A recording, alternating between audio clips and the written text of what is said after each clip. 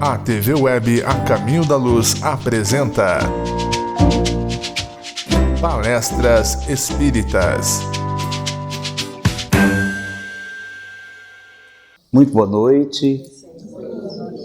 É com grande alegria que aqui estamos convidados e já agradecemos pelo convite carinhoso, pela acolhida fraterna e trazendo um abraço daqueles companheiros que fazem o movimento espírita de Fortaleza, notadamente das casas que estou encarregado de dirigir, porque direção na casa espírita é encargo, não é cargo.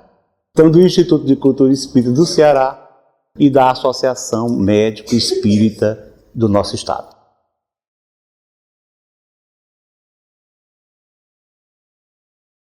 Em 1999, eu fui convidado, já fazia esse ciclo de palestras aqui pelo interior paulista, e fui convidado a falar sobre casamento na cidade de Jundiaí. O tema era casamento, instituição falida. Já era uma provocação pela vivência, pela situação que a gente tem nessa nossa contemporaneidade, nessa vivência conjugal. E após discorrer aí por uns 60 minutos acerca do tema, abri um espaço para perguntas e respostas, como gosto de fazer sempre que possível. E um auditório, muita gente, no meio do auditório, logo que abrimos o espaço, um companheiro levantou o braço e perguntou: então eu podia fazer uma pergunta? Pois não, fique à vontade. Eu queria saber se existe vida depois do casamento. Todo mundo riu. E ele até tinha razão. Eu respondi naturalmente, de acordo com o ensino espírita, mas ele tinha razão dele.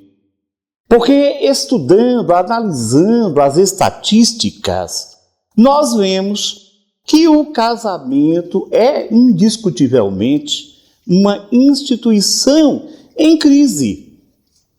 Na época, quando escrevi o livro, porque logo após essa pergunta, o editor dos meus livros, o Arnaldo Camargo, da editora M, estava sentado assim à frente e falou, logo depois disse, você tem que escrever um livro com esse título.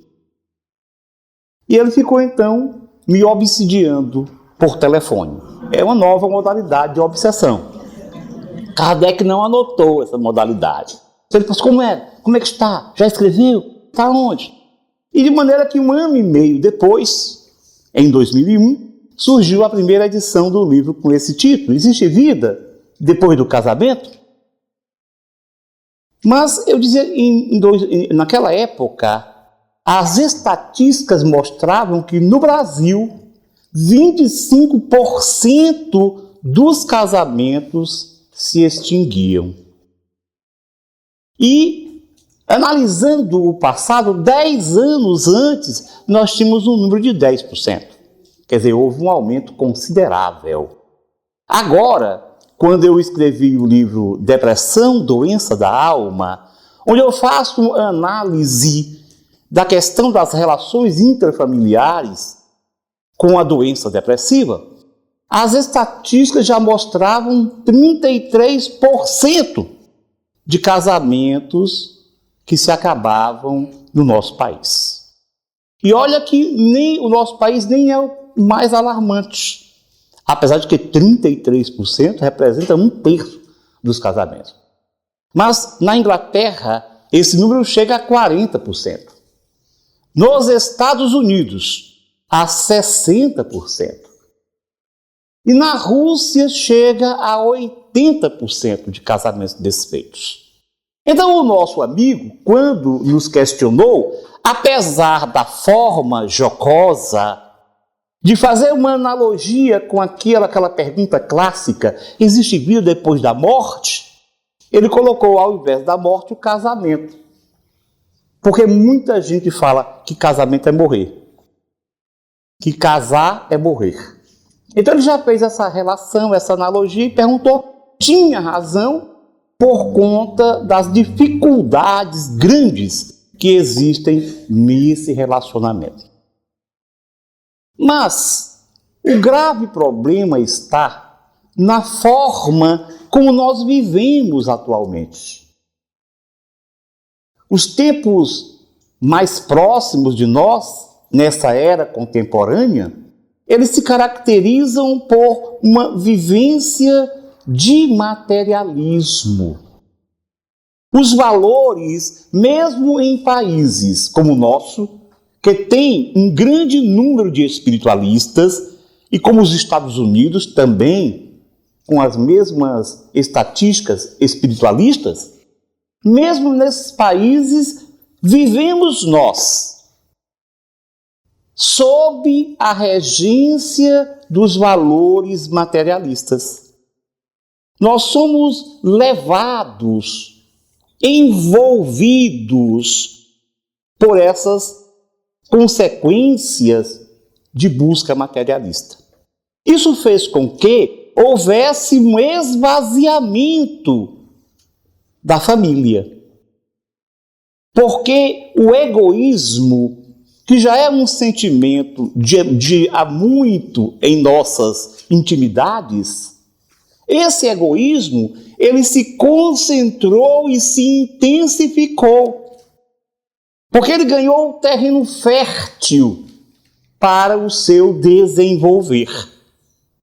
E é dessa forma que nós temos todas as instituições que têm valores morais ruírem.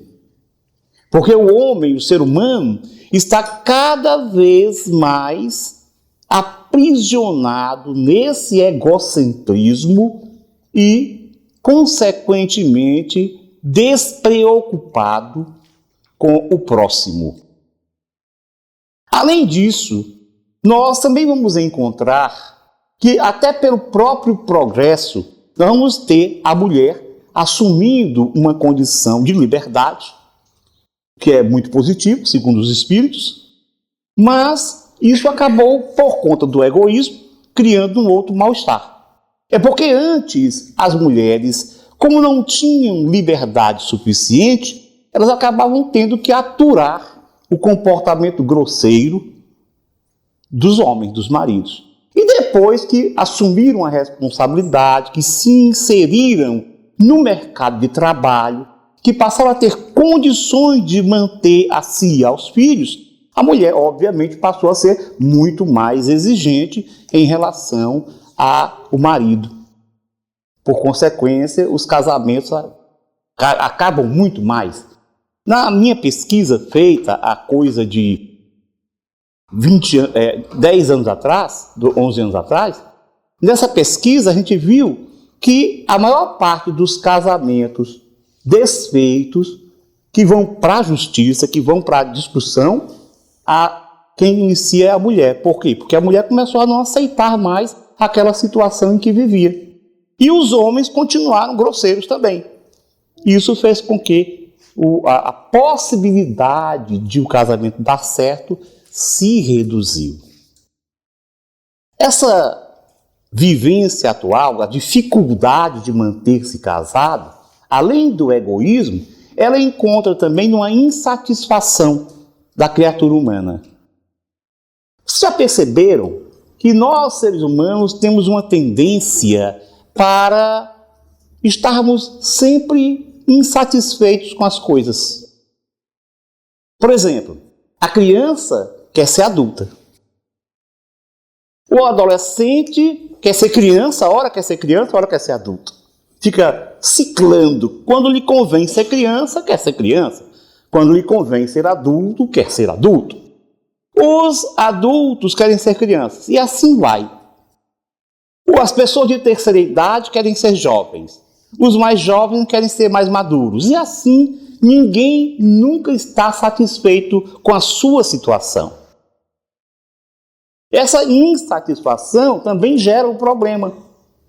Porque a pessoa não quer casar porque acha-se sempre ainda sem condições de casar.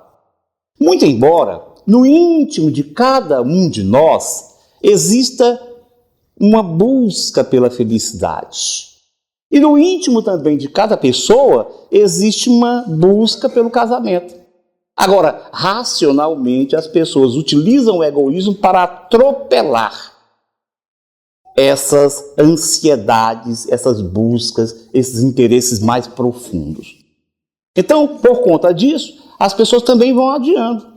Existe um grande número de companheiros no mundo que dizem que não querem casar. Porque estão muito bem como estão, solitários. Só que a solidão é o mal do nosso tempo, dos nossos tempos. É o mal dos 2 últimos séculos. O século XX e o século que nós estamos. Nós vivemos, eu digo no meu livro, Existe Vida Depois do Casamento, que nós vivemos solitários em meio à multidão. E a solidão adoece. Os estudos científicos têm demonstrado que as pessoas solitárias morrem mais cedo, adoecem mais, e quando adoece a coisa fica mais complicada. Então, estar solitário, apesar de parte da população mundial entender que é o melhor, está cada vez mais se provando como sendo algo nocivo, porque nós não nascemos para viver solitários. De tal maneira que os casamentos, e essa é a outra razão, uma razão fundamental para a extinção, para as separações conjugais, os casamentos, eles são em boa parte, na grande maioria, de causa material. A gente pode classificar os casamentos, numa visão espírita, como sendo casamentos materiais, casamentos expiatórios, casamentos provacionais e casamentos felizes. O professor José Herculano Pires, um dos maiores defensores da doutrina espírita em nosso país, ele dizia que sofria de grafomania, porque ele escreveu mais de 80 livros enquanto encarnado. Então ele, num dos seus livros, que é chamado Pesquisa sobre o Amor, ele diz que a maioria dos casamentos do nosso mundo, a maioria é do tipo casamento material. E o que é um casamento material? É aquele cujos objetivos são exclusivamente materiais. Quer dizer, não se leva em consideração outra coisa senão a questão material. Muitas vezes a questão material é o corpo. Hoje nós estamos cada vez mais corporocêntricos. Quer dizer, vivendo apenas na dimensão do próprio corpo. E aí, nessa corporocentricidade, as pessoas, quando olham para o outro, olham para o corpo. E quando estão envoltos com a ideia do casamento, olham para o corpo do outro ou da outra e já se empolgam com o corpo. Então veja, a mocinha vê aquele rapaz jovem, forte, musculoso, testosterona saindo pelos poros, e ela então se apaixona pelo seu corpo. Assim acontece o contrário. O rapaz vê a menina jovem, a pele acetinada, as curvas muito bem definidas, delineadas, e ele se apaixona pelo corpo dela. Só que nós sabemos que a matéria, ela é perecível. O nosso corpo se modifica ao longo dos anos. Eu, por exemplo, não tinha esta barriga quando eu tinha lá os meus 20 anos, 30 anos. O Sérgio era um rapaz cabeludo, uma vasta cabeleira. Vocês vejam que nós estamos reduzidos hoje. Então, com o tempo, o corpo vai se modificando. Se a pessoa casou com o corpo, não é mais aquele corpinho que ela tinha ou que ele apresentava. perde-se o interesse. Então, antigamente, quando ela olhava assim para o rapaz, olhava para a moça e disse, mas que gatinha. Hoje fala assim, mas que sarada. Mas ainda quem fala gatinha. E ela olhava para ele e dizia, mas que gatão. Depois que passam os anos, ela olha para ele e diz, mas que porcão. Mas ele retribui. Olha, mas que onça. Então muda o animal, deixa de ser aquele outro. Por quê? Porque o objetivo do casamento foi material. Quando o objetivo não é a conta bancária. Então depois que casa, que divide os números, fica tudo certo. Porque não há objetivos espirituais, emocionais, afetivos, ou pelo menos esses objetivos maiores são relevados a um plano mais que secundário. Então esses casamentos materiais, onde as pessoas casam com a matéria se modificando, perde o significado e, obviamente, o casamento tende ao fim. Daí o número aumentado, crescente de separações conjugais. Mas como a lei divina, ela é perfeita, esses casamentos materiais que, com frequência, terminam com grande mal-estar. Porque antes que os dois resolvam por termo a relação conjugal, se desentendem bastante e passam a se perseguir, a se maltratar. E nesses maus tratos, essas perseguições de parte a parte, cria-se um ódio, um ressentimento, mágoa. São poucos os casamentos que se extinguem em que os dois seguem sem mágoa um do outro. A maior parte, boa parte dos casamentos, no mínimo, tem alguma mágoazinha, um ressentimento. Mas a lei, eu dizia, a lei divina, ela é perfeita. Nós não podemos nos libertar daquilo que criamos, porque existe uma lei de causa e efeito. Tudo o que nós fazemos, recebemos de volta. Óbvio que essa lei tem por finalidade ajudar-nos a tomar consciência daquilo que não foi bem feito. Ela é educativa, ela não é punitiva. Deus não quer nos punir, não quer nos maltratar, mas Ele nos dá, dentro da pedagogia divina, como elemento bastante para a tomada de consciência do que se fez, tanto positivamente, para reforçar essas ações, quanto negativamente para corrigir esses passos. Ele nos dá a lei de causa e efeito. Agora, então essa lei de causa e efeito faz com que esses mesmos que hoje se desentenderam e mantiveram mágoa e ressentimento, encontrem-se em outras experiências. E então vêm os chamados casamentos expiatórios. Por quê? Porque os dois precisam se unir para resolverem as pendengas do passado. Aí vem uma pergunta, mas se são dois espíritos que têm lá os seus litígios, como é que eles vão reagir nesse encontro? Como que eles vão, então, aceitar um ao outro? Ora, quando não aceitam espiritualmente, porque nós sabemos, o Espiritismo nos ensina, que nós podemos planejar as reencarnações e tomamos consciência do que é necessário. Por isso, às vezes, a gente fala assim, mas como é que eu fui escolher isso? Só que como espírito, nós temos uma visão mais ampla, diferenciada. Quando nós nos internamos no corpo físico, então nós ficamos muito horizontalizados e ficamos vendo o que é positivo materialmente falando. Mas como espíritos nós sabemos que alguns esforços e algumas situações mais difíceis são importantes para o nosso crescimento e para a nossa felicidade futura. Então, quando planejam, aqueles espíritos aceitam vir mesmo com as diferenças, e até por conta das diferenças, aceitam vir para o mundo físico e se encontrarem e comporem uma nova relação, e comporem uma nova família.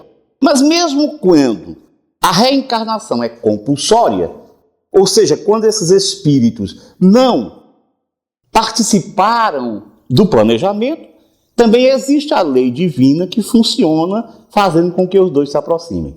Como é que isso aconteceria? Hoje, os cientistas têm demonstrado que quando nós estamos apaixonados, nosso cérebro ele prioriza algumas áreas e a participação, a predominância de algumas substâncias químicas. Essa é a chamada teoria química da paixão. Como é que funciona? Quando você se depara com uma pessoa, e aí, do ponto de vista espírita, como é que nós podemos entender o que acontece?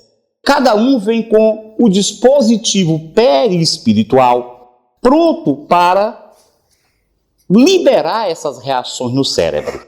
Porque você tem a necessidade no perispírito. E o perispírito se relaciona com todo o corpo, inclusive com o sistema nervoso.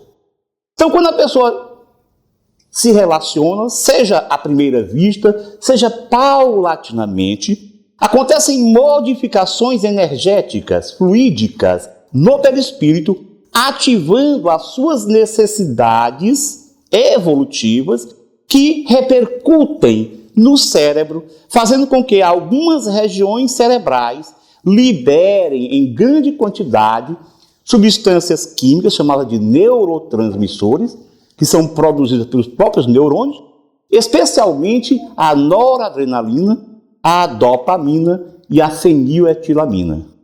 Então essas três substâncias químicas passam a predominar. E elas determinam fisicamente uma sensação de apaixonamento. É por isso que quando a pessoa está apaixonada, fica assim, sem pisar no chão. Tudo é bem, tudo é ótimo. Passa-se aquele tempo enorme no telefone, falando baixinho que ninguém entende. Só eles entendem, eu lembro que há alguns anos atrás, o meu irmão mais novo era solteiro e eu já casado.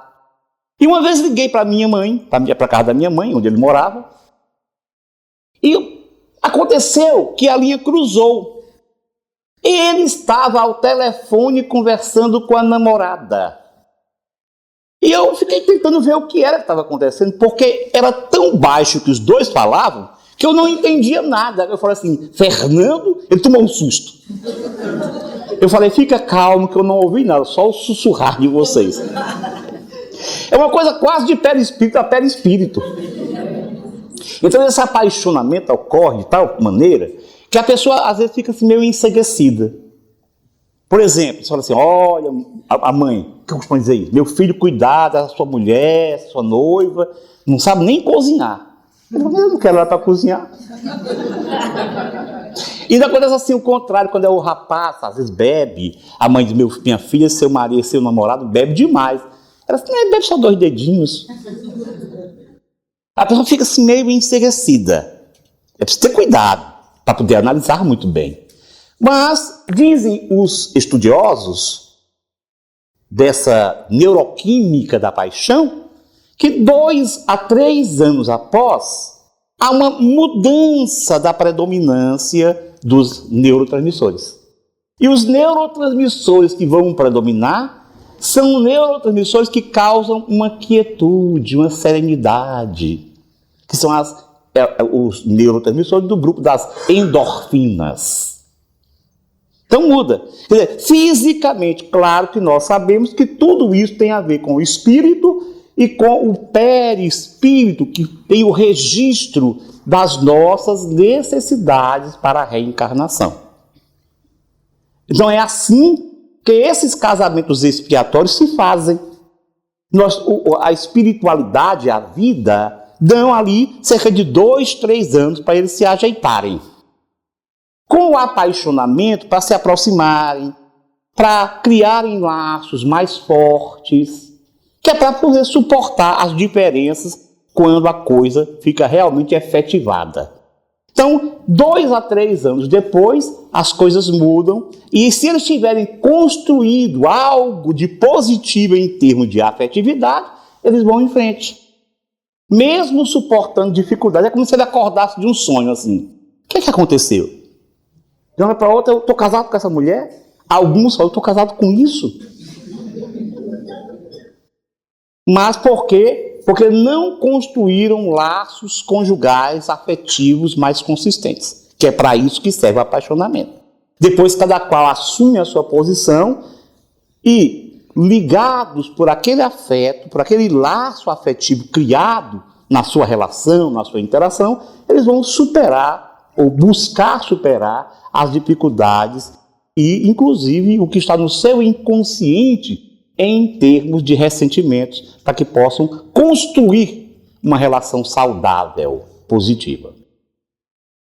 Mas existem também os casamentos provacionais. Os casamentos provacionais é quando um dos espíritos que vai reencarnar, ele aceita um outro mais difícil, complicado, mas ele aceita para ajudar o outro. Você já deve ter visto famílias, casais, onde a mulher é assim, uma santa, como se diz. O marido apronta, faz de tudo, ela, não, é isso mesmo. E o contrário também. Às vezes a mulher é difícil, durona, e o marido, não, deixa ela, tá tudo bem. É porque normalmente é um casamento provacional. Tem uma história que eu conto no meu livro, Existe Vida Depois do Casamento, sobre isso.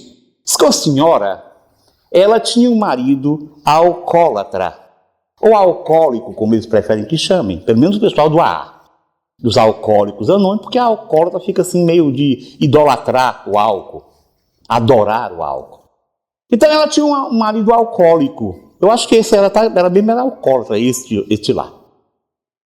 E ela sofria muito, porque quando ele chegava embriagado, ele falava o que não devia, ele era violento, machucava, e ela também não entendia, reclamava, e, enfim. Era um sofrimento enorme.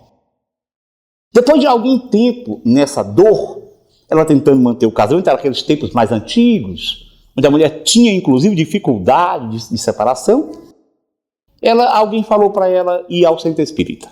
E ela foi. Chegando no centro espírita, começou a estudar a doutrina e começou a se consolar. E passou a ver o marido como um doente, que era, na verdade, um enfermo da alma e do cérebro, porque dependente químico.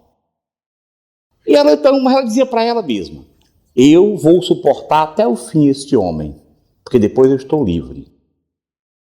E suportou. Só que as brigas até diminuíram, porque ela passou a não revidar, ela passou a não criticar, ele chegava embriagado, gritava, falava, ela também não dizia nada, e até isso diminuiu, a violência dele diminuiu. Até que depois de anos e anos, nessa relação tumultuada, difícil, ela veio a desencarnar. E ao desencarnar, ela foi recepcionada pelos familiares e amigos que vieram recepcioná-la pela vitória que ela tinha apresentado. Então ela foi para o mundo espiritual, uma colônia espiritual, ser amparada, e ali logo ela se entrosou, começou a trabalhar, era espírita já, ficava tranquila. Mas o tempo foi passando, que o tempo é inexorável. E ela, um belo dia, o mentor chamou-a. Minha filha, queria falar com você. Quando o mentor fizer isso, já sabe, vem coisa. Ela, pois não. E ele disse, minha filha, você sabe, já tem muitos anos que você está conosco. E chegou o momento da sua própria experiência reencarnada. Pois não, reencarnar, que ótimo. Ele não deixou nem ele terminar, já foi animada. Eu sou espírita, o senhor sabe, então eu sei bem como é que é isso, pode contar comigo, vamos lá planejar. Ele disse, sim, vamos. Mas eu queria lhe fazer um pedido. Aí pedido de mentor é pior. Aí ela já ficou um pouco receiosa. Falou, sim, o que é que o senhor quer me pedir? Ela disse, minha irmã, você sabe, tem um amigo nosso, um companheiro nosso tão sofrido em regiões umbralinas.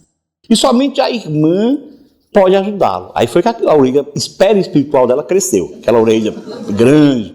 E ela falou, mas quem? E ele falou assim, o fulaninho. Ah, não, fulaninho não. Pelo amor de Deus. Eu já disse que eu ia suportá-lo até o último dia. Agora não dá. Ele disse, mas minha filha, aquela outra encarnação era uma experiência expiatória. Você vai agora para a provacional. Ela acabou vindo para a provacional. E assim é o casamento provacional. Esses casamentos provacionais são casamentos em que o espírito que atura as dificuldades do outro, as dificuldades maiores do outro, esse espírito está consolidando aprendizados, demonstrando que é capaz de tolerar, de perdoar, de compreender. E aí nós temos, além desses casamentos, os casamentos felizes. Os casamentos felizes são aqueles de espíritos com grande afinidade. Espíritos que já tiveram experiências, muitas vezes, em conjunto, conjuntamente, desenvolveram laços amorosos, têm muitos pontos em comum. E vem, quando se encontram, naturalmente, que a sua relação é muito mais suave. Não é que não tenha nenhuma rusga, tem sempre. Porque nós não somos espíritos tão elevados assim, pelo contrário. E, claro que são espíritos diferentes. Têm pontos em comum, mas são diferentes. Porém, as dificuldades são muito menores. E eles conseguem superar toda essa problemática em função do que tem de comum.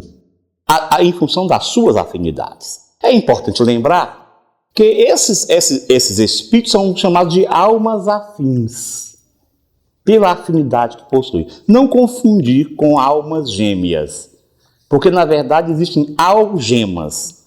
Mas as algemas são nos casamentos expiatórios. Almas gêmeas, da forma como se pensa, não existe. Porque quando se fala em alma gêmea, se imagina dois espíritos que foram criados um para o outro. Metades eternas. Allan Kardec e os espíritos, em O Livro dos Espíritos, analisam essa questão muito nitidamente e demonstram a inviabilidade dessas almas criadas uma para a outra.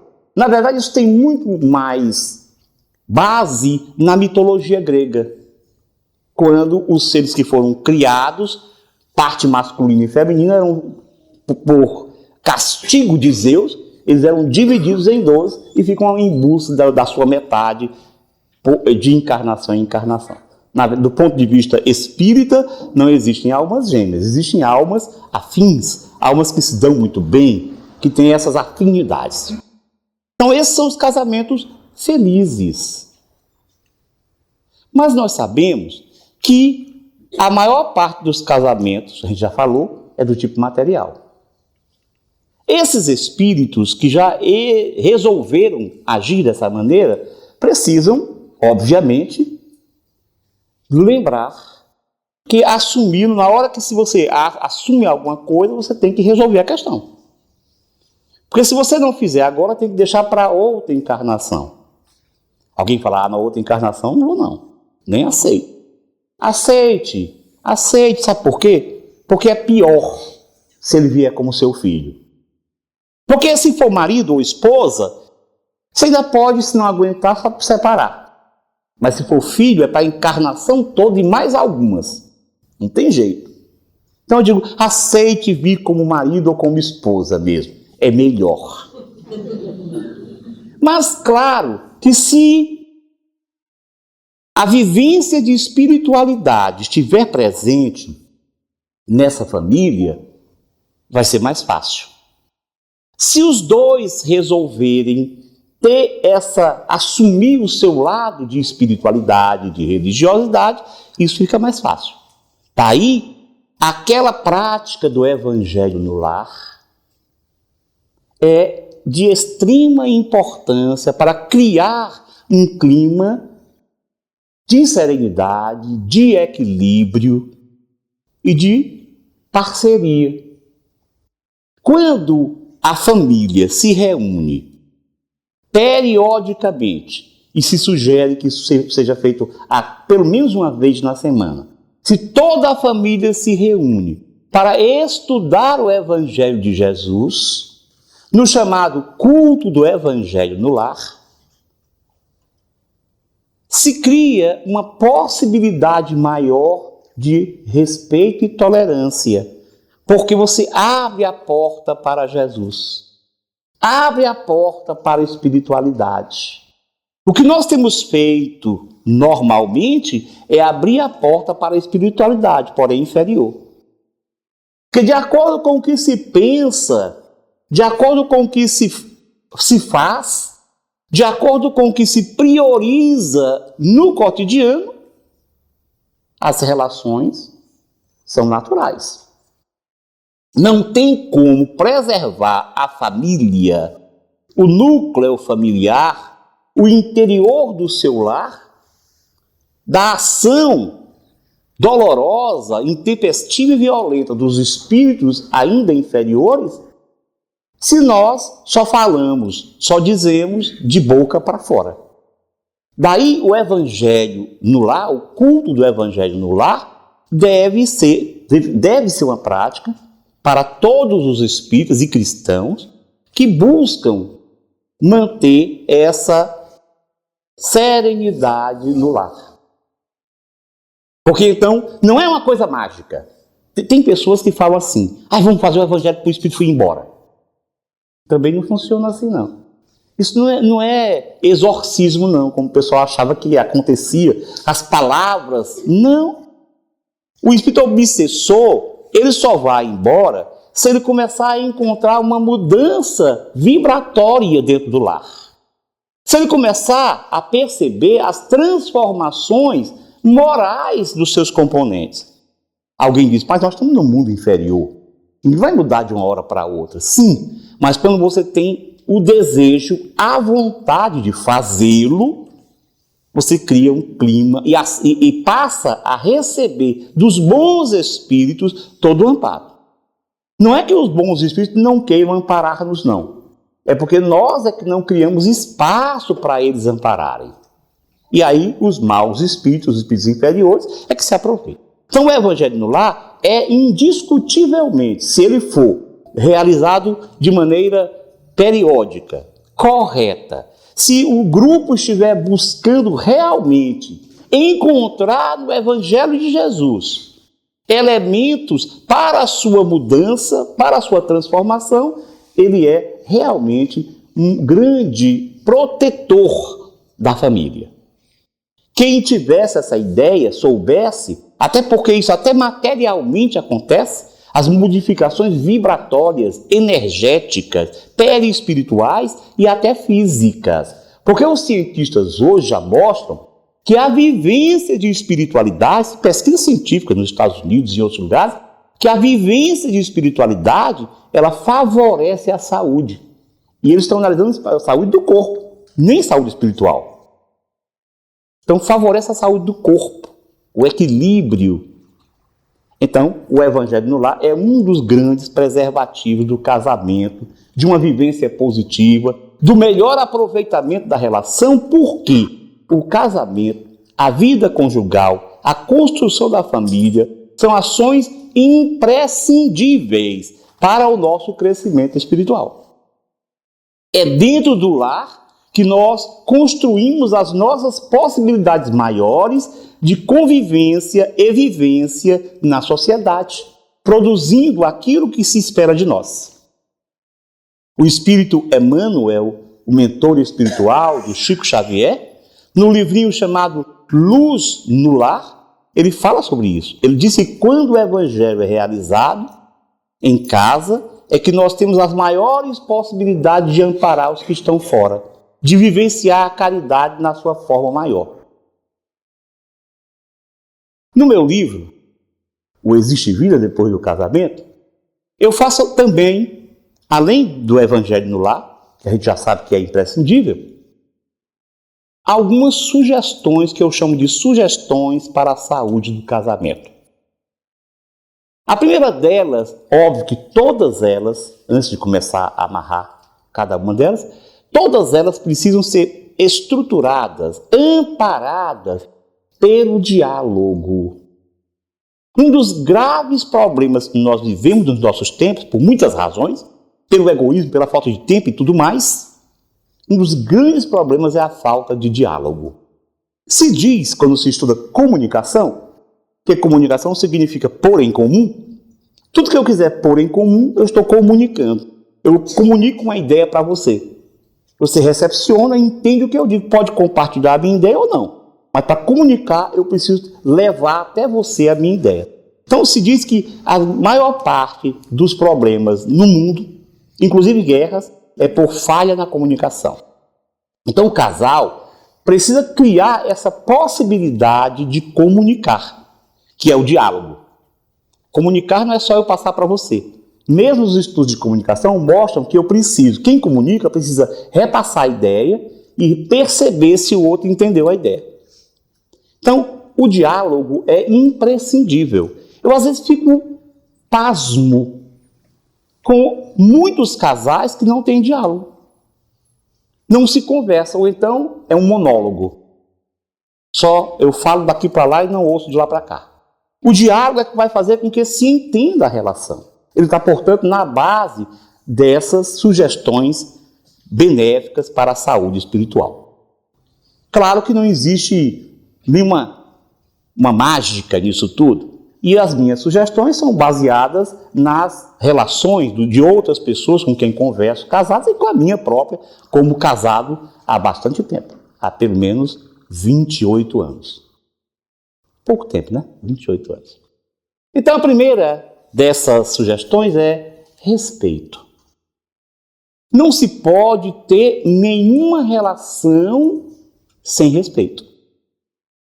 Cada um precisa respeitar o outro como pessoa, como individualidade. Porque quando nós casamos, nós passamos a ser três. Eu, ela e o laço conjugal. Mesmo antes de nascerem os filhos, há um ponto de encontro entre os dois, que é esse elo conjugal. Elo conjugal que precisa ser cuidado como uma plantinha, para que ele possa se manter sempre vicejante, sempre verde, sempre vivo. Então o respeito é entender que o outro é uma individualidade. É compreender as suas diferenças, as suas características. É deixar que ele possa ser ele mesmo, ou ela mesma. Óbvio que, como existe um elo conjugal, os dois têm que refletir no que podem ou não realizar para que não agridam esse elo conjugal. Mas o respeito pelo outro, o entendimento que o outro é uma pessoa, a gente tem uma tendência assim, é a minha mulher, pronto, é a minha. É o meu marido. Já passa a ser possessivo. Não é. Nós não somos de ninguém. Nós estamos casados. Não existe isso de ninguém pertencer a ninguém. Os filhos não são nossos. Os filhos são de Deus, como nós também. Os filhos estão nossos filhos. Como já dizia um poeta libanês, o Gibran Khalil Gibran.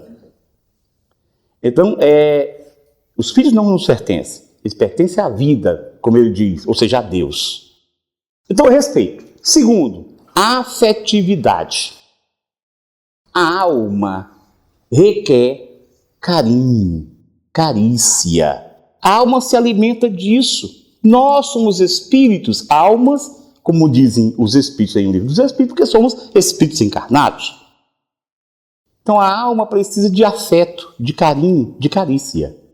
Mas o que ocorre muitas vezes no casamento é que a pessoa, no começo, na paixão, amorzinho para aqui, amorzinho para lá, benzinho para lá, beijinho aqui, beijinhos lá.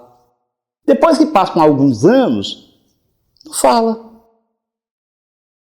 Ele fala assim, ela já sabe que eu a amo. Como que ela sabe? Ela pode até saber, mas é bom ouvir. Quem é que não gosta de ouvir eu te amo? Puxa, eu gosto muito de você. Quem não gosta? Agora eu pergunto, não responda. Eu pergunto aqui, nos casais, faz quanto tempo que você não diz para o seu marido, ou você não diz para a sua esposa, eu te amo? Quanto tempo? Se fizer um tempo maior, precisa repensar. Porque essa coisa de falar assim, ele sabe ou ela sabe que eu amo, que eu a amo, isso não funciona. Na prática, é preciso viver isso. Se você tem, não é mentir, não é inventar história assim de uma hora para outra, eu te amo, sem ser. Porque se não for verdadeiro, não vai ecoar. Mas no momento que você sentir necessidade, não fica com vergonha, não. Porque muita gente, depois de alguns anos, fica receioso. Eu vou dizer que eu a amo e ela vai ficar toda cheia. Não. Diga, seja sincero. Eu te amo. Então, afetividade. É preciso cultivar o afeto nas relações e na relação conjugal. Além disso, é preciso também valorizar o parceiro. Quantas vezes a gente tem uma mania, um defeito horrível, de só enxergar nos outros o que está errado. Tem uma história, uma tela toda branca com um pontinho preto, perguntou, o que vocês estão vendo aí? Um ponto preto. A tela enorme, branca, ele viu só o ponto preto. Assim nós fazemos também. Nós entendemos que o parceiro ou a parceira tem valores imensos, mas a gente só sabe centralizar no defeito. Não é que a gente não possa discutir os defeitos, discutir, diálogo, conversar, mas valorize o que a pessoa tem de positivo. Lembre-se de dizer, puxa, mas você faz isso tão bem. Porque alguém pode depois dizer para ele ou para ela. Nós estamos num mundo de alta competitividade e de ética muito baixa. Então chega o pessoal, vê o seu marido ali, à deriva e tudo, ou vê a sua esposa também à deriva, e especialmente que hoje todo mundo trabalha, passa muito mais tempo fora de casa. Então você passa muito mais tempo com os amigos do que com o marido ou com a esposa. Então chega lá alguém e começa a dizer isso. Puxa, você é muito bom, positivo, isso, aquilo e tal. E a pessoa vai se empolgando com isso. Então faça isso. Valorize o seu parceiro, valorize a sua parceira. Não deixe por menos. Não veja só defeitos. Observe, analise, estimule as virtudes. Um outro conselho é tolerância. Há uma dificuldade muito grande de tolerar o outro. Então comece a pensar, eu tenho os meus defeitos. Todos têm defeitos. Nós estamos no mundo de expiações e provas ainda. Alguns, inclusive, têm que ir para outro canto, porque não conseguem chegar a um estado para manter-se no mundo que está por vir há pouco tempo, algum pouco tempo, não assim amanhã, mas pouco tempo, o mundo de regeneração. Então, seja tolerante. Ser tolerante não é ser conivente. Muita gente confunde essas coisas. Pensa que ser tolerante é ser conivente. É aceitar o que o outro fez de errado. Ser tolerante é compreender que o outro tem limites como a gente tem também. Óbvio, deixa para depois a conversa, o diálogo. Imagina, alguém chega aqui com um defeito à tona e você já reclama. Já parte para a discussão. Não se chega a nenhum lugar. Só a dissensão. Então, deixe passar o momento, depois conversa. Olha, aquilo que você fez ontem, você lembra? Puxa, eu não gostei, por isso. Vamos discutir, vamos conversar. Então, tolerância. Um outro conselho é a atenção. Como eu falei, nós vivemos num mundo, boa parte das pessoas, vive num mundo onde a família, a casa, o lar, é o lugar onde menos se encontram. Chegam no final do dia, já de noite, saem muito cedo, passam o dia fora e chegam para dormir. Oi, bom dia. Então, nem se olham direito. Em algumas circunstâncias, a gente tem visto casais que não percebem as dificuldades porque o outro está passando. Porque simplesmente não estão atentos para o outro. Então se acostume a olhar nos olhos, a olhar para a pessoa, a dar uma atenção, mesmo que o seu tempo seja curto. Procure prolongar o mais possível. E comece a dar atenção ao parceiro, à parceira. Para que você possa, inclusive, participar do seu mundo íntimo. Então, atenção. Busque estar ligado, Busque, eu repito, olhar nos olhos, sentir a pessoa. Além disso, nós temos um outro conselho que é fidelidade. Ainda hoje, boa parte dos casamentos desfeitos são por infidelidade. Agora, existe alguém que gosta de ser traído? Ninguém, só se for alguém doente, enfermo. Puxa, que bom que a minha mulher traiu. Não tem isso. Então, se nós não queremos ser traídos, por que traímos? Por que essas aventuras? Significa que alguma coisa não vai bem em mim ou na família. Então, seja fiel. Busque não ultrapassar esses limites que são tão tentados no dia a dia, por conta dessa vida de sexualidade que não tem objetivo, que o único objetivo é a questão material, é a sensorialidade, é o prazer. E que é vazia por isso mesmo. Então, fidelidade conjugal. Outro dos conselhos é interesse sexual.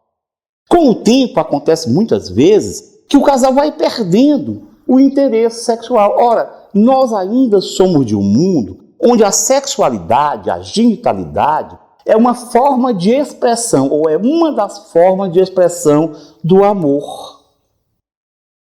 E se você pensa que o seu parceiro ou a sua parceira não precisam de sexo, está enganado. Óbvio que cada casal, cada pessoa tem as suas características. Essa questão do número de relações sexuais varia de casal para casal. E, obviamente, varia com o tempo. Uma coisa é você estar casado 20 anos, está casado já com 50, 60 anos. Isso muda. Mas não pode se simplesmente achar que o outro não é um ser sexuado. Então, mantenha o interesse sexual. Porque, eu repito, no casal, a sexualidade, o intercurso sexual tem por objetivo aproximar, manter uma intimidade maior. Então, interesse sexual. Um outro conselho, seja amigo ou amiga do seu marido, da sua mulher. Uma vez eu comentava algo assim e um companheiro falou assim: esse negócio de amizade não dá certo não. Como é que eu posso ser amigo dela? Claro, óbvio. Quanto mais você for amigo ou amiga do parceiro ou da parceira, mais a sua interação se faz produtiva e prazerosa.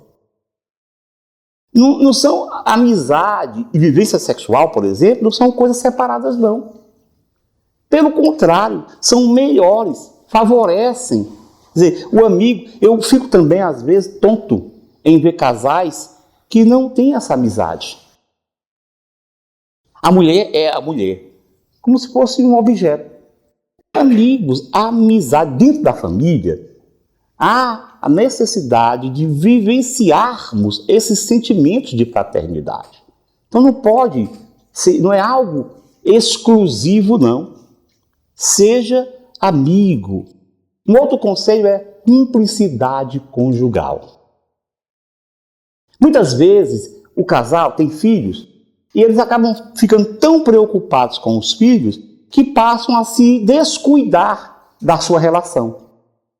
Eu já tenho visto mulheres com ciúme do marido, esse homem só quer saber do filho agora, pronto. E o contrário, maridos com ciúme da mulher, por causa dos filhos. Óbvio que nós sabemos que os filhos, quanto menores forem, mas sempre precisarão de um apoio, de um cuidado, de um tempo que cada um dos genitores dedique para eles. Mas é preciso não se descuidar do grupo, da interação conjugal. Então, crie momentos para que vocês dois estejam juntos, sozinhos. Uma vez você pode conversar, brincar um com o outro, sair, passear, ir para o cinema, não sei para onde, visitar amigos. Tenha esse instante. Não se esqueça de manter o que eu chamo de cumplicidade conjugal. Ser cúmplice na conjugalidade significa discutir a relação, discutir a família, mas discutir num bom sentido. Numa vivência, você tem espaço para isso. Lembre-se que os filhos precisam que os pais estejam bem. Quanto melhor for a relação dos pais, mais lucram os filhos. Então mantenham uma cumplicidade conjugal. E além disso, cuidado com a aparência e o comportamento. Há uma tendência de, com o tempo, a pessoa se despreocupar com a aparência.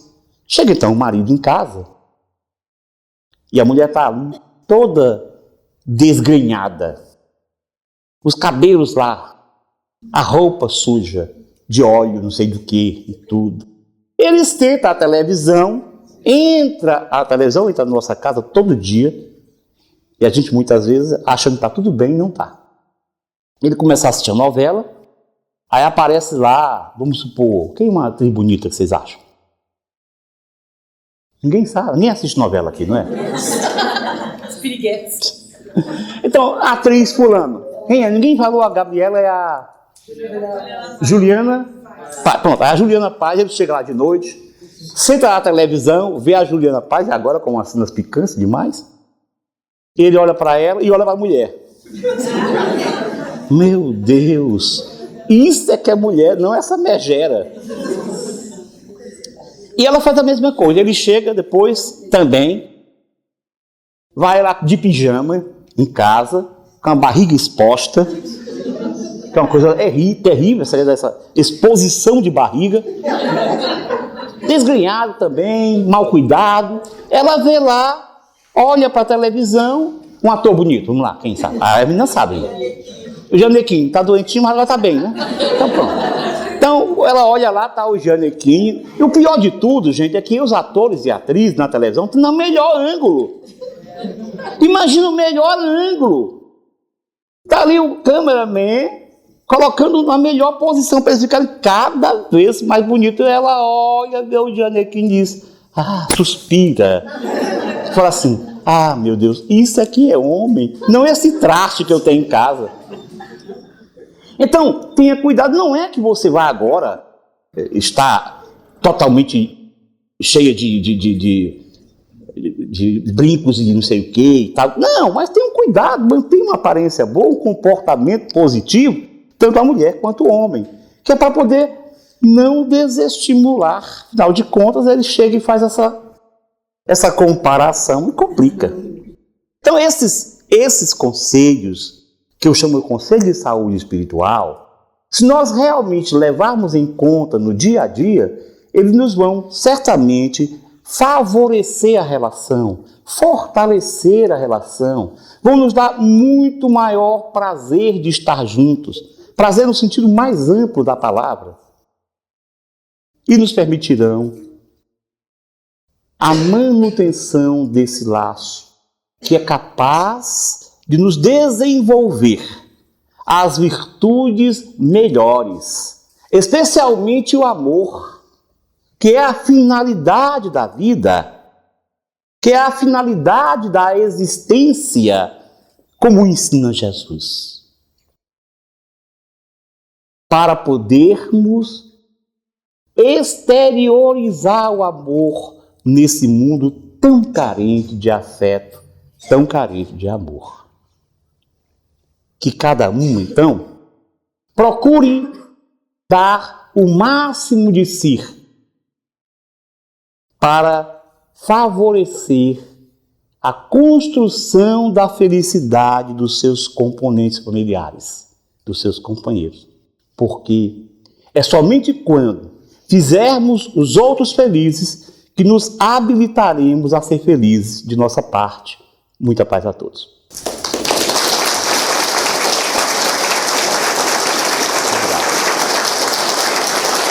Obrigado. Muito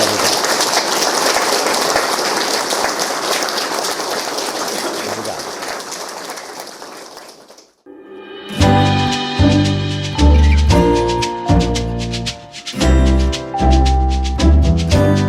A TV Web A Caminho da Luz apresentou